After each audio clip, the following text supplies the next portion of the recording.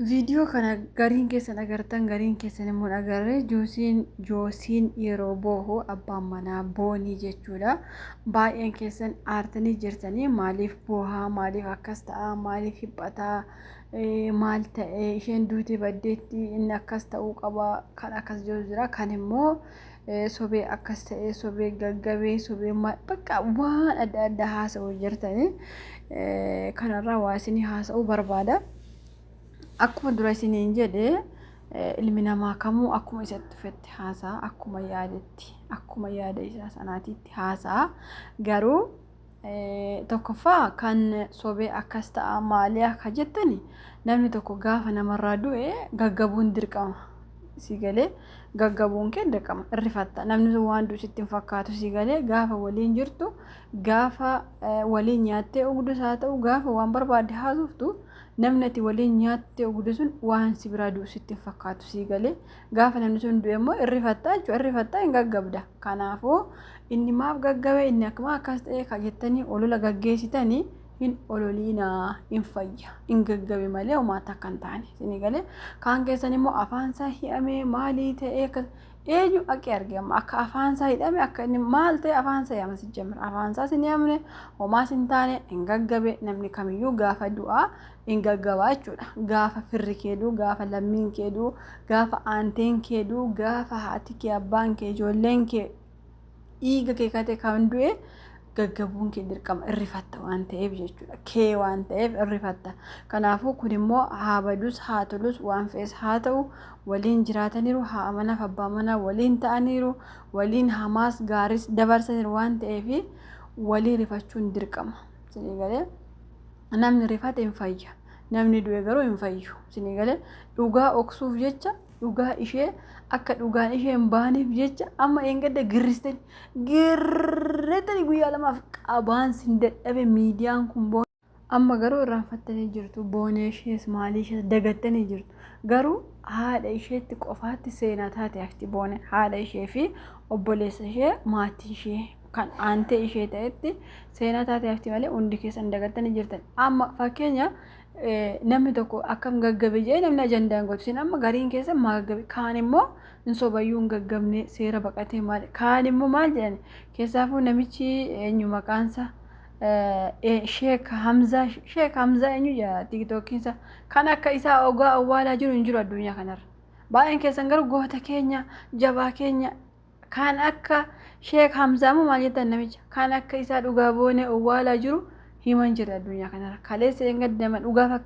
baasu fakkaate har'a garuu dhugaa ishee awwaalaa jira maal jeektani laayif irratti maggeeffachaa abbaan manaa boonee je ufee falmachuu danda'a ufee himachuu danda'a maal taate akka isheen duute himachuu danda'a kanaafuu dhugaa akkanitti awwaalaa jiru hunda keessaniif gala jedhee yaada garuu akkanumaan yoosin maa gaggabee wayne itti nu jalaa dabalamuu fi wayne akkas nu jalaa ta'uu fi gurbaan itti sin dabalamu wanta akkas ta'u ariifatina yeroof gaggabee hin ka'a garuu isheen hin kaatu achumaan sin jalaa hafte isheen sinii galee kaan jibbitanillee kaan jaalattanillee deemtee itti isheen achumaan hafte abbaan manaa ishee garuu yeroof gaggabee yoona ka'ee namni jajjabaadhu isaan jecha yeroo taa'e akka har'a miidiyaarra leelleettanii akka wanti iyyaa jirtan kan isinitti hin fakkaateen fayyee biddeensa nyaachaa jira eengadda nyaatee bar biddeen gaafa boonee awwaala nyaatan bar biddeen nyaatani bar nagarra isin kaani bar fayyani bar ummanni hundi fayyi bar booneen garuu fayyite deebite kanaafuu hin kijibiina waanuma ka boonee jaalatu fakkaatus ka miidiyaa gurguddaa qabus guyyaa eengaddaa osoo namummaa qabaattani gurbaa uma sana haa qoratamullee jettu isinii galee garuu osoo beektanii hagummaa baqa injiraami hagummaa du'a saree isinitti hin fakkaane duuti mucaa kana dhugaa rabbii isinitti hima du'uma saree isinitti hin fakkaane duuti boone akkanumaan labalabamtanii fixxanii teessanii baqa ol galtanii baqa dachaatanii baqa harka keessan hungattanii fixxanii deebitan baqa amma ajandaa haaraa barbaaddachuu jirtan kabiraa baafachuu jirtan haaraa baafachuu jirtan malee boonee dagattan dhugaa rabbii fixxanii haqa ishees baastan eengaduma fixxanii baqa haqni ishee bahuu qabaa maalii ta'uu qabaa sana ta'uu qabaa faagidanii faraddan baqa amma fixxanii haqas baastanii manatti deebitanii galtanii teessanii kanaafuu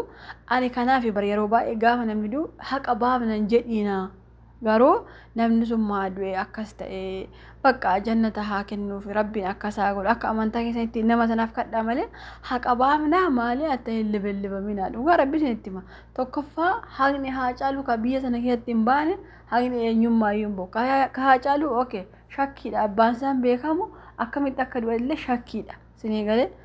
ka haadha manaa Andu'aalem ibba beektani kan boonee ibba beektani osuma beektani owwaaltani kanaafuu nama akka keessan dhugaa owwaalu agarre waan ta'eef keessaaf warri miidiyaa kana amma gurbaan diirama isiniin jedheenyu maqaansa Hamza Sheek Hamza ama kam jabbo TikTok isa shakamee abadu gurbaan sana jibbaan durumaa dhugaa rabbi inni maan akka isaa owwaala inni engadda fira fakkaatee baqa dhiiga boonee fakkaatee reeffacha argineera reeffi deeme naqamti keessa darbee lelelelele fooloo sawaa sassaabbate har'a garuu joosiin as eega joosii hafika inni ko engadda boonee hin duune see maal beekaani engadda akka ishee gara ishee gore har'a garuu gara gurbaa goreetu baqa gurbaa asufee falmachuu qaba himachuu qaba amma garuu kusachaa jira waan ta'eef malee dubbatachuu qaba maa falmata qoy booniin of ajjeeste ofii of ajjeeste isaan falmatiidha maal falmata gurbaa guyii qabdanii bar dhugaa rabbi maal falmata deemee niitii kabiraafu maal falmata ma fayyaa isaatiin jechuun amma gurbaa kana rukuttee ajjeefne sana goone hin jenne nuti amma bar jiraatu gurbaan keenya bar ilma keenya ilma oromootiin jaalanna nuuf jiraatu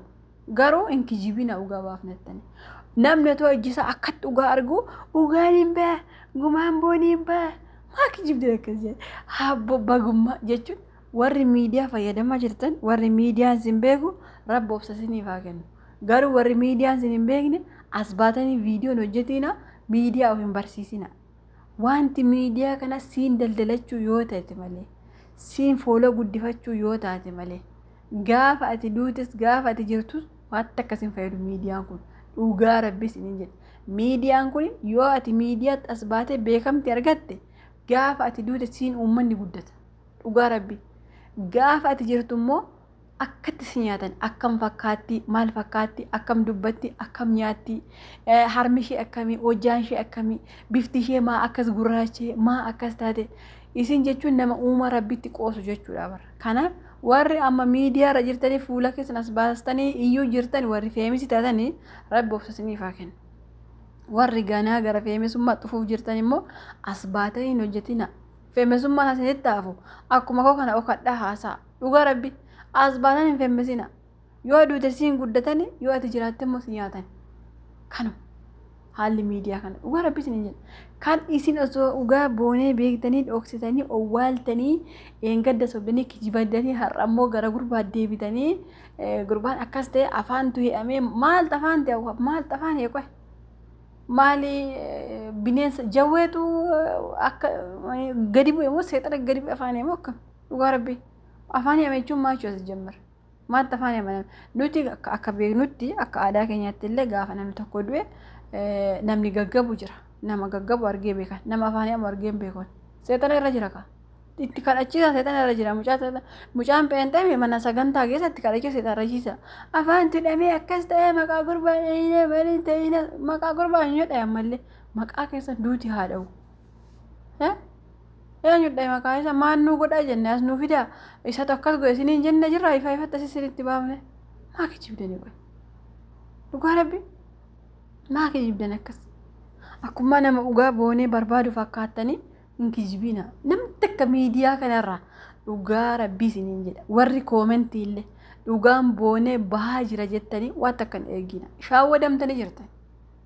dhugaa boonee baha jedhanii warri isinitti ololaa jiran laayivii isaanii tiktook irra isinii kijiban dhugaa boonee waan takka waa baasan hin qaban hin kijiban maaliif dhugaa boonee hundi keessan beektu amma namni boonee maaliif akka duute namni beekan jiru dhugaa maal jalateessanii dhugaa keeti goota ko dhugaa keeti leenca ko gurbaan hin gadda kijibaan reef akkas goone achi argine as goone akkas taane inni tokko sa'aatii lamaa booddee achirraa buufne maan nu fayyaddan iidanii fi mataa nu galabbattanii deebitan maan nu fayyaddan dhugaa rabbi maan nu gootan waan takka faayidaa hin qabdan dhugaa baastanis hin qabdan ta'a gati